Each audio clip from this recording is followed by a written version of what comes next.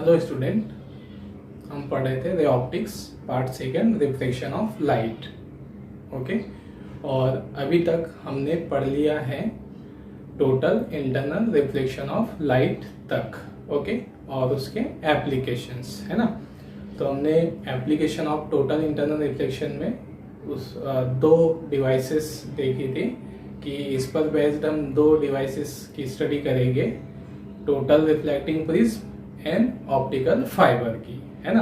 तो हमने इससे प्रीवियस वाले लेक्चर में पढ़ा था टोटल रिफ्लेक्टिंग प्रिज्म, उसकी वर्किंग के बारे में, है ना। और आज हम इस लेक्चर में पढ़ेंगे optical fibre, which is the second application of main application of total internal reflection. Okay, तो नेक्स्ट जब हम बात करते हैं what is a optical fibre. Okay, तो optical fibre is nothing but it is a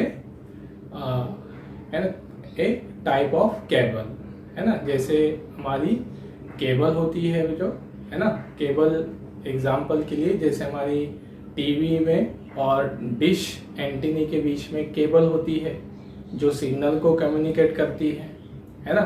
हमारे घर में जो हम इलेक्ट्रिक वायर यूज करते हैं, ठीक है, इलेक्ट्रिसिटी को कम्युनिकेट ट्रांसफर करने के लिए, तो इसी तरह जो हमारी ऑप्टिकल फाइबर हैं ये भी एक तरह का केबल ही है, एक तरह की सिंपल सी डिवाइस ही है जो हमारी किस पर बेस्ड है, टोटल इंटरनल रिफ्लेक्शन पर, है ना।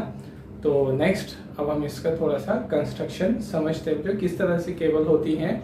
अगर आप इसे एग्जैक्टली इमेजिन करना चाहते हो कि किस तरह की ये दिखती होगी और किस तरह की बनी होती होगी, तो जनरली जो हमारे सभी के घर में टीवी और डिश टीवी होती है ना, डिश एंटीना होता है, तो उसके बीच की जो आप कम्युनिकेशन उनकी जो कनेक्टिंग केबल अगर आप देखोगे डिश की, तो बिल्कुल इसी तरह की, है ना, कंस्ट्रक्शन किसका भी होता है, ऑप्टिकल फाइबर का। ओके, या और एग्जांपल देखे होंगे जो आपने ऐसे डेकोरेशन पीस में आपने देखा होगा शायद, है ना, कि इस तरह से आपने कहीं पर देखा होगा कि जैसे हमारा एक पॉट होता है डेकोरेशन के लिए और उसमें से छोटे छोटे से फाइबर्स निकले होते हैं, है ना, प्लास्टिक के जो हमको दिखाई देते हैं, पॉलीमर्स के, और उनके यहाँ पर जो एंड्स होते हैं, कॉर्नर होते हैं ना, इन पर हमें लाइट चमकता हुआ दिखता है। ये डेकोरेटिव पीस होते हैं, है ना, मार्केट में अवेलेबल होते हैं ऐसे।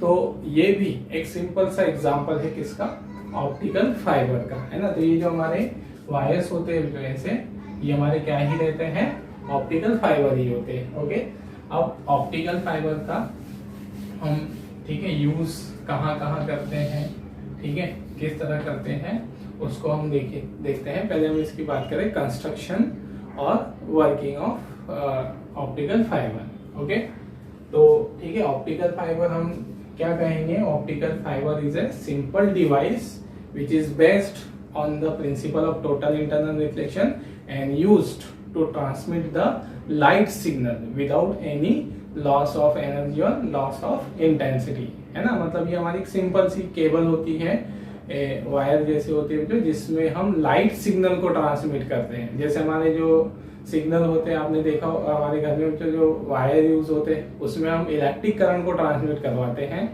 इसी तरह, ठीक है, ये हमारी एक है ना अलग तरह की केबल होती है जिसमें हम लाइट को ट्रेवल करवा सकते हैं। ओके, तो ठीक है, हम देखते हैं कि किस तरह से इसका कंस्ट्रक्शन किया जाता है। ओके, तो सिंपल सा है तो यहाँ पर इसका तीन मेन पार्ट हम बता रहे हैं यहाँ पर, है ना। It consist three main parts.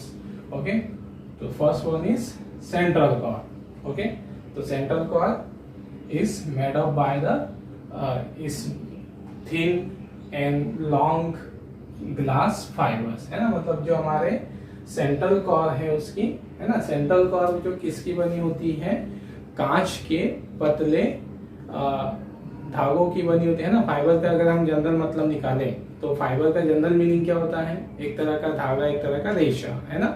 तो इसी तरह से जो हमारा जो ऑप्टिकल फाइबर है वो एक पतली, है ना, कांच से या पॉलीमर से या ट्रांसपेरेंट डाइलेक्ट्रिक मटेरियल से बनी हुई क्या होती है, फाइबर्स होती हैं, ठीक है, जिसे हम, है ना, अनदर मटेरियल से कोटेड कर देते हैं। तो सबसे मेन पार्ट जो है हमारा वो है सेंट्रल कोर, जो किसका बना हुआ होता है, ठीक है। सेंट्रल कोर बना होता है फिर जनरली ग्लास का या पॉलीमर्स का, है ना, या ट्रांसपेरेंट डाइलेक्ट्रिक मटेरियल, जिनकी जो थिकनेस है ना, इसकी जो मोटाई है, ठीक है, कितनी होती है 10 माइक्रोमीटर से 100 माइक्रोमीटर के बीच में इसकी, है ना, थिकनेस या इसकी डायमीटर रखी जाती है। ओके, मतलब बहुत पतला होता है जो ये सेंट्रल कोर। ओके, और जिसका रिलेटिवली रिफ्रैक्टिव इंडेक्स कितना रखा जाता है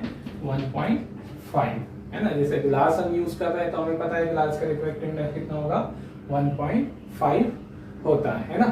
तो central core is made by the thin glass, और ठीक है, ट्रांसपेरेंट पॉलीमर और dielectric material which having the thickness between 10 micrometer to 100 micrometer and of having the refractive index 1.5। Okay, मतलब ये उसका डिस्क्रिप्शन हमने यहाँ लिख चुके हैं। तो मतलब वही बताना है किस तरह से डिस्क्राइब करना है।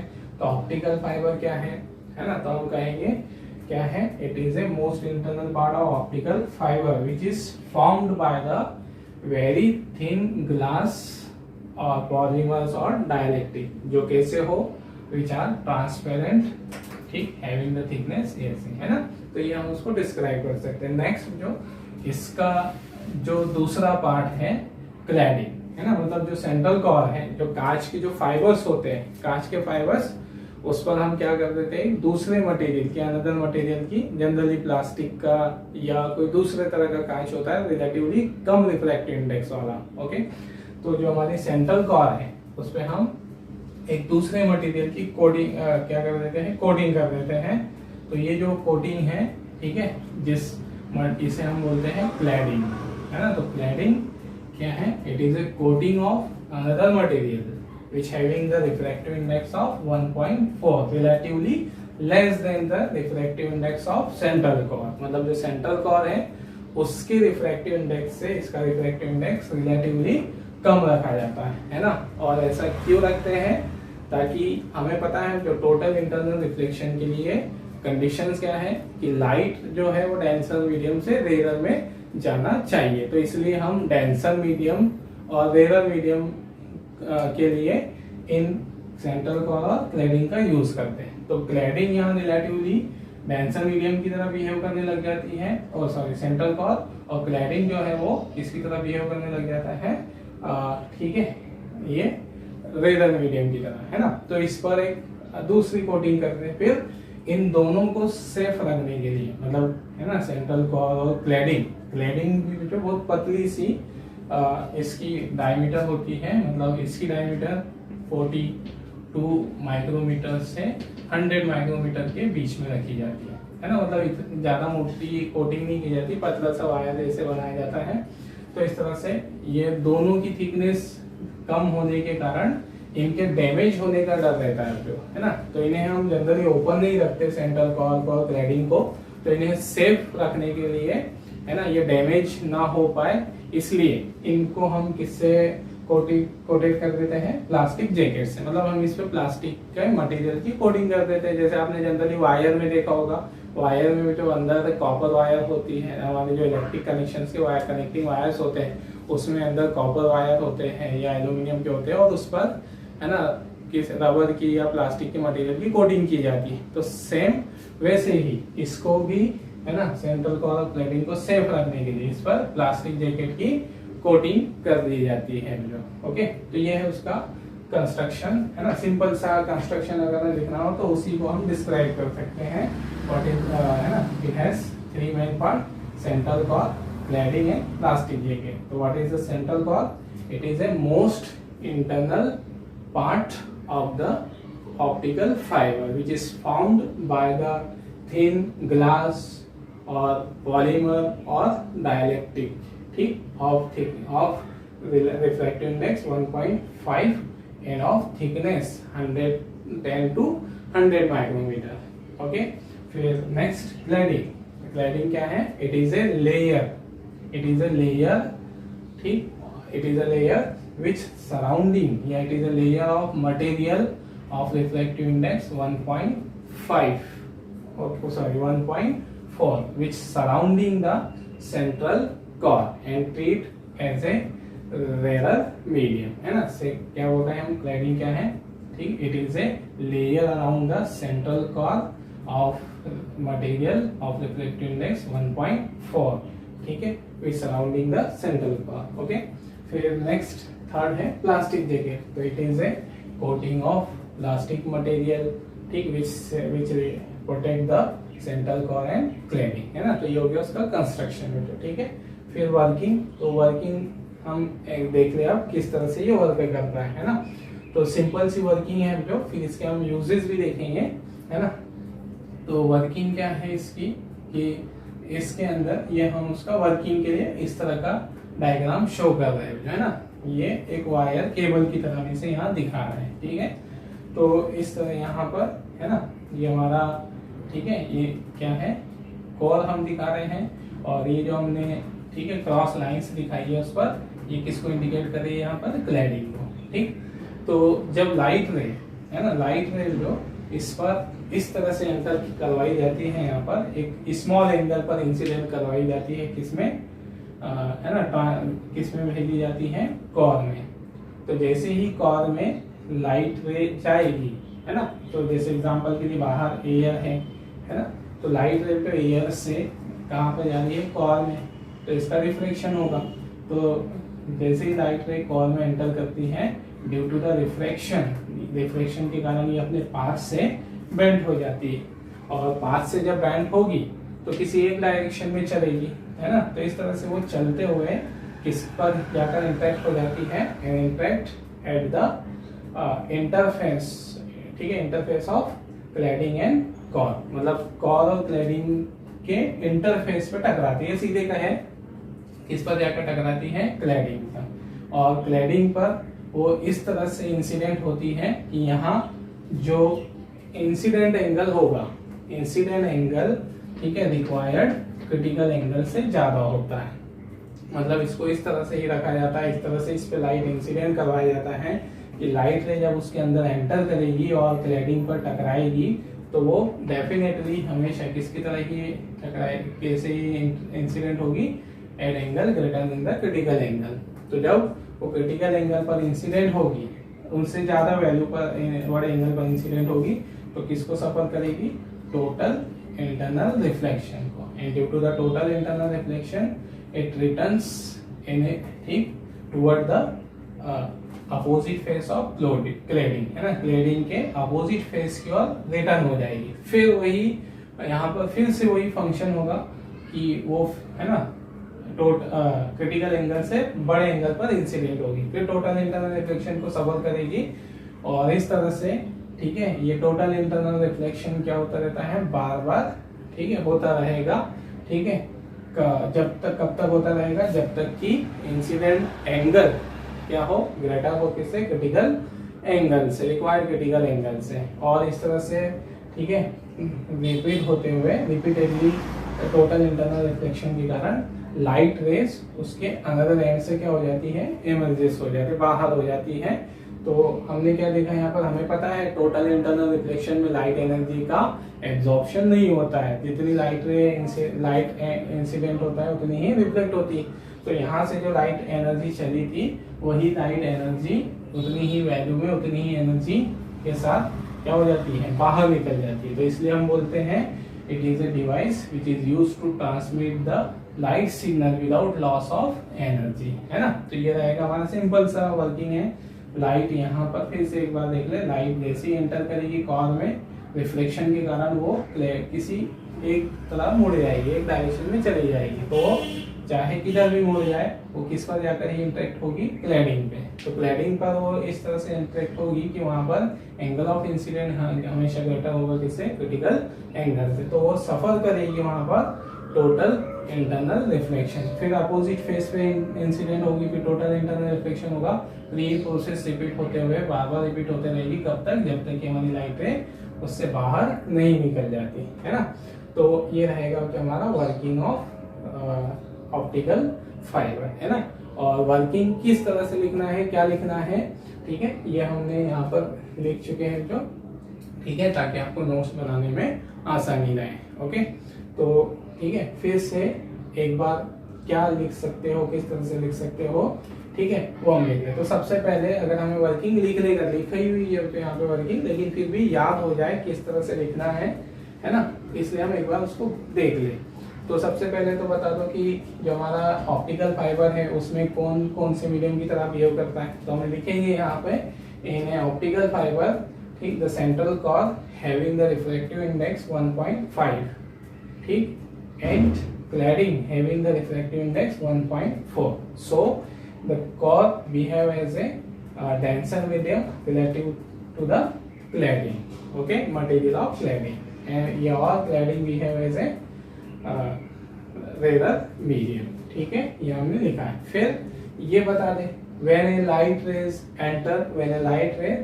enter to the core due to the refraction it refracts and bend toward the cladding, है ना, मतलब जो हमको दिख रहा है जो उसी को वर्किंग में लिख देना। मतलब ऐसा कोई बहुत बड़ा हमें याद रखने की या याद करने की जरूरत नहीं है, इतनी बड़ी वर्किंग जो उसकी लिखी हुई है, सिंपल सा है, जो होते हुए दिख रहा है वो लिखते जाए।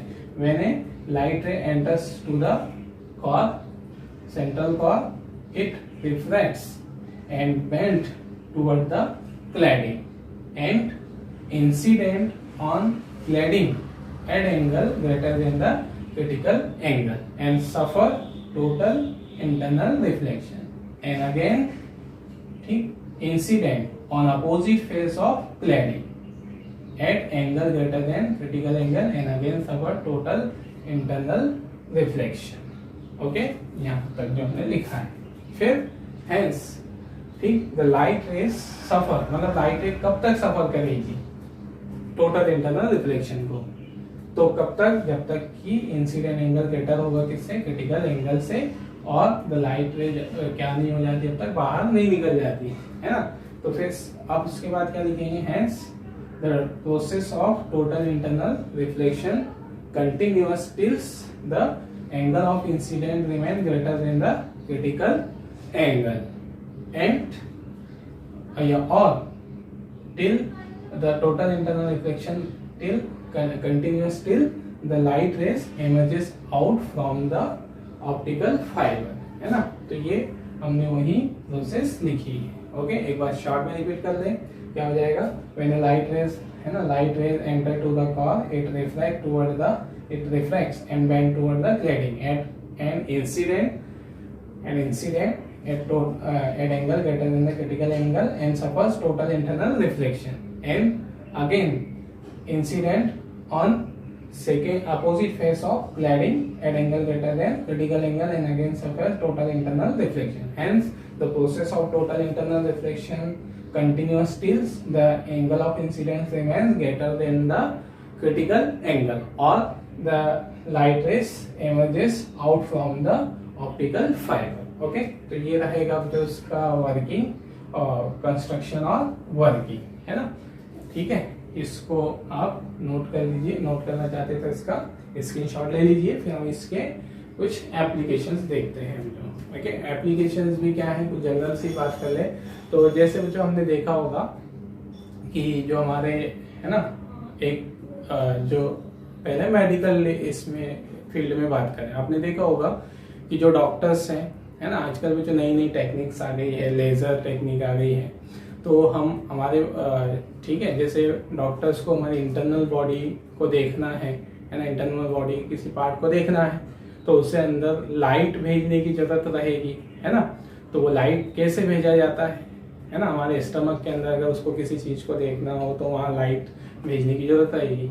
तो लाइट हमारे स्टमक के अंदर कैसे भेजी जाती है, तो सिंपल जो लाइट किसके थ्रू भेजी जाती है, ऑप्टिकल फाइबर, मतलब ऑप्टिकल फाइबर से हम लाइट को किसी भी जिगजैग पाथ पर ट्रेवल करवा सकते हैं, है ना। तो जो हमारी एंडोस्कोप होती है, ठीक है, हमारे स्टमक के अंदर लाइट को भेजना हो या किसी इंटरनल बॉडी में लाइट को आड़ी टेढ़ी जगह पे ऐसे भेजना हो, ठीक है, तो कई बार मोड़ते मोड़ते, तो फिर उस जगह हम किसका यूज करते हैं, ऑप्टिकल फाइबर का। ओके, फिर दूसरे यूजेस जो हमारे ट्रांसमिटिंग सिग्नल है ना, ट्रांसमिटिंग सिग्नल जो है, ट्रांसमिटिंग सिग्नल, जैसे हम आपने देखा होगा बच्चों जो हमारे इंटरनेट है ना, इंटरनेट कैसे चलता है।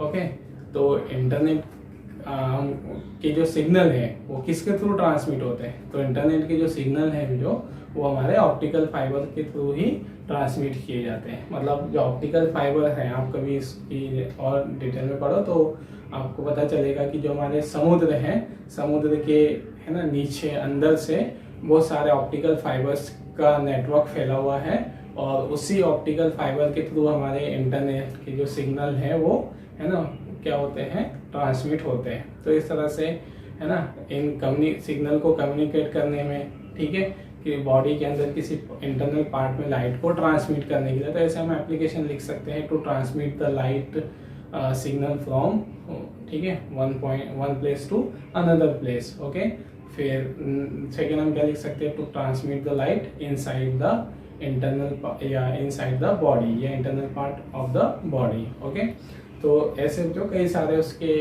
एप्लीकेशंस होते हैं टोटल इंटरनल रिफ्लेक्शन के, है ना। फिर जैसे एग्जांपल के लिए जो हमारे इलेक्ट्रिक सिग्नल है ना, to transmit the electric signal in form of light signal, जैसे हम क्या बोलते हैं, जो हम है ना फ़ोन यूज़ करते हैं, या जो हम है ना आजकल जो video data signal, audio signal, हम बहुत सारे सिग्नल, कई तरह के सिग्नल का ट्रांसमिशन करते हैं।